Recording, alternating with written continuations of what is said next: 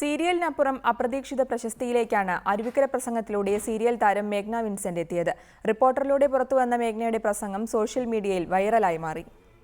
ചെന്നൈയിലിരിക്കുമ്പോൾ ഞാൻ വണ്ടിയിലിരുന്ന് മേക്കപ്പ് ചെയ്യും.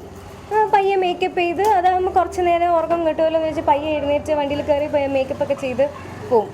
ആ സമയത്ത് ഇവിടെ വരികയാണെങ്കിൽ എനിക്ക് വണ്ടിയിലിരുന്ന് മേക്കപ്പ് ചെയ്യാൻ പറ്റില്ല. എന്താ കാര്യം? കണ്ണ് എഴുതാൻ പറ്റുമോ? ഇങ്ങനെ പോവും.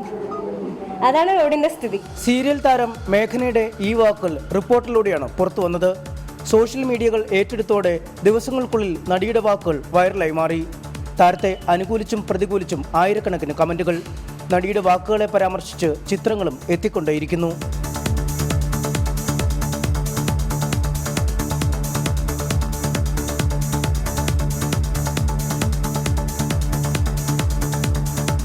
കൂടുതൽ സീരിയൽ താരങ്ങളെ പ്രചാരണത്തിനിറക്കാനാണ് BJP ആദ്യം പദ്ധതിയിട്ട്. എന്നാൽ മേഘനയുടെ പ്രചാരണം പാളിയതോടെ പിന്നീട് പദ്ധതി തന്നെ ഉപേക്ഷിച്ചു. എന്തായാലും വർഷങ്ങളായി രാഷ്ട്രീയ രംഗത്തുള്ളവരുടെ വാക്കുകളേക്കാൾ വലിയ ചർച്ചയാണ് മേഘനയുടെ വാക്കുകളിൽ ഉണ്ടായിരിക്കുന്നത്.